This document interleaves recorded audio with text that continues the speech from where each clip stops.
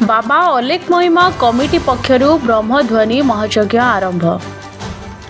जाजपुर जिला बिंजारपुर ब्लॉक अंतर्गत सिंहपुर काकुड़ी पड़िया ठारे बाबा अलेख महिमा कमिटी पक्षरु ब्रह्मध्वनि महायज्ञ आरंभ हो जाइतिला।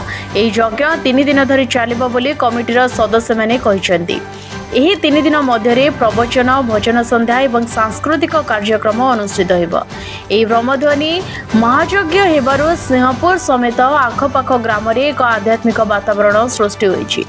कलश शोभायात्रा रे बाबा समेत पुरुष एवं नारी माने जोगदे सिंहपुर डाकबंगला स्थित खरस्रोता नदी जल आनी बारिका साही एवं थाटोई साही साहू साही दे काकुड़ी पड़िया स्थित यज्ञस्थली को आसीथिले।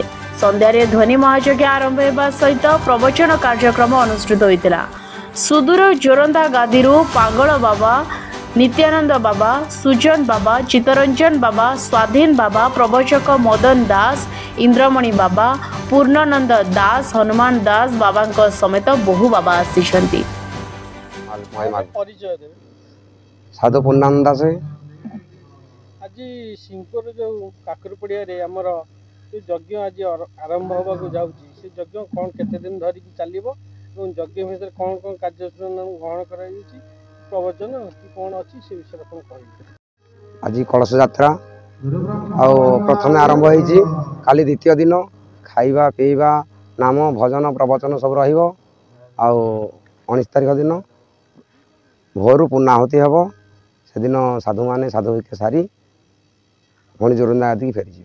आज आपनकर को बाबा माने आस्थिले प्रवचन देथिले प्रवचन दउथिले हमर साधु मदन दास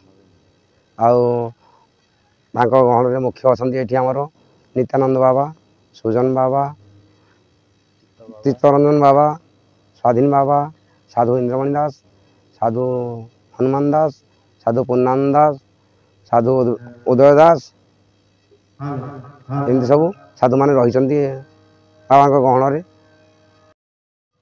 मु रमणी रंजन महालिक महिमा धर्म दीक्षित अच्छी आमर प्रथम जो आमर यज्ञ ए वर्ष प्रथम आरंभ होची ए वर्षर तेणु आमर आगामी दिन सेमती एटा लागू रहिबो सब वर्ष ए महिमा धर्मर प्रत्येक बहु साधु सन्यासी आसिक जोग देवे। काली की बहुत माने आमर अंतर्जाम बाबा भल प्रवचन दियंती से मैंने आसी सी भी आसी काली पहुँचे। बर्तमान आम मदन बाबा आज बहुत प्रवचन देते आ बहुत लोक मैंने भी होते पुणी आसंता काली भी बहुत लोक मैंने आसिक प्रवचन शुणे बहुत भक्त मैंने भी आसवे। आज वर्षापाई सीटा टिके बाधक साधिला आसंता काली प्रभु डाकुचु जे कि भल पाग परिवेश भल रो बहुत लोक मैंने काली रुंड हेबे एवं काली अन्न व्यवस्था भी करा जायछि भक्त मानक पई से माने भी आसी माने अन्न भिक्षा करिबे प्रत्येक लोक मानक पई करा हैछि। आसंता काली सकाळ बेला परिक्रमा ग्राम परिक्रमा मध्य रखा जायछि। साधु एवं भक्त माने एवं सहयोग सहकर्मी माने समस्त गाँव रे बुलिकी सब परिक्रमा करिवे। ता छडा हमर गीता होते ध्वनिकुंड सब किछ चलते भजन कीर्तन प्रति मुहूर्त सब समय चालू रहिबो। जाजपुर जिलूर सरस साहू का रिपोर्ट के पब्लिक न्यूज।